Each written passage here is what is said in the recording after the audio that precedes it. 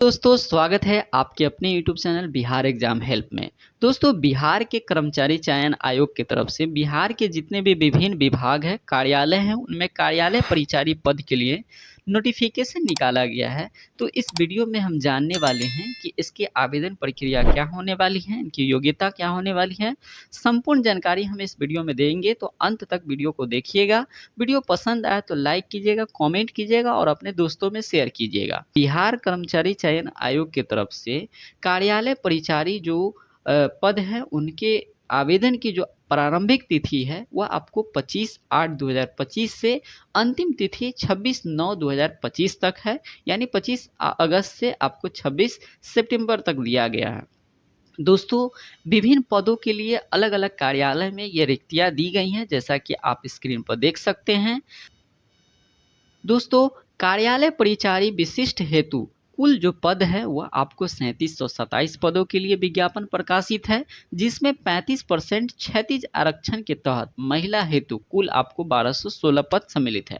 यानी इस पद के लिए महिला और पुरुष दोनों को जो है आवेदन कर सकते हैं। इसकी न्यूनतम शैक्षणिक योग्यता आपको मैट्रिक होने वाला है, तो आप किसी भी बोर्ड से 10वीं मैट्रिक या उसके समकक्ष आप कोई भी परीक्षा उत्तीर्ण किए हैं तो आप इस फॉर्म को आप अप्लाई कर सकते हैं। इसका उम्र सीमा दोस्तों आपको हर कोटि के लिए 18 वर्ष होने वाली है। वहीं पे अलग अलग कोटि के लिए अधिकतम उम्र सीमा आपका निर्धारित किया गया है। आलोक में यदि 40,000 से अधिक आवेदन प्राप्त होते हैं तो इसमें एक प्रारंभिक परीक्षा आयोजित की जाएगी। वहीं पे अगर अधिक आवेदन प्राप्त होने पर प्रारंभिक परीक्षा एक से अधिक चरणों में भी आयोजित की जा सकती है, और परीक्षा आयोजित किए जाने की स्थिति में परीक्षा का जो रिजल्ट होगा वह आपको नॉर्मलाइजेशन करके तैयार किया जाएगा। परीक्षा वस्तुनिष्ठ प्रकृति की होगी। लिखित परीक्षा के माध्यम से कोटिवार उपलब्ध जो रिक्तियां हैं उसका यानी टोटल जो रिक्ति है उसका 5 गुना संख्या के बराबर अभ्यर्थियों को मुख्य परीक्षा के लिए बुलाया जाएगा, और मुख्य परीक्षा हेतु अलग अलग से विज्ञापन उसको प्रकाशित किया जाएगा। तो दोस्तों इसमें एक ही एग्ज़ाम अभी तक हुआ है, प्रारंभिक परीक्षा, तो उसका हम लोग सिलेबस पैटर्न और उसका परीक्षा का जो पैटर्न होने वाला है वो देखेंगे। तो दोस्तों इसमें आपको टोटल जो प्रश्न होंगे वो 100 होंगे, और जो सही उत्तर के लिए आपको 4 अंक दिए जाएंगे तथा प्रत्येक गलत उत्तर के लिए 1 अंक की कटौती की जाएगी। और परीक्षा का जो अवधि है वो 2 घंटा की होने वाली है। वहीं पे अगर आप दिव्यांग अभ्यर्थी हैं तो प्रति घंटा के दर से 20 मिनट आपको एक्स्ट्रा समय दिया जाएगा। प्रारंभिक परीक्षा का जो माध्यम होगा वो बाइलिंगुअल होगा, यानी हिंदी और इंग्लिश दोनों में आपको क्वेश्चन जो है वो प्रिंट रहेंगे। का पाठ्यक्रम क्या होने वाला है, तो आपको समान अंक पूछे जाएंगे जो 30 अंक के होंगे। वहीं समान ज्ञान पूछे जाएंगे वो आपको 40 अंक के होंगे। वहीं पे समान हिंदी जो है वो आपको 30 अंक के पूछे जाएंगे। इसका जो क्वालिफाइंग मार्क्स है वो आपको अलग अलग कोटि के लिए अलग अलग निर्धारित किया गया है। यदि आप अनारक्षित वर्ग से आते हैं तो आपको 40%, पिछड़ा वर्ग से आते हैं तो 26.5%, अत्यंत पिछड़ा वर्ग 34%, अनुसूचित जाति जनजाति 32%, महिला वर्ग के लिए भी 32% और दिव्यांग सभी वर्ग के लिए 32% क्वालिफाइंग मार्क्स को निर्धारित किया गया है।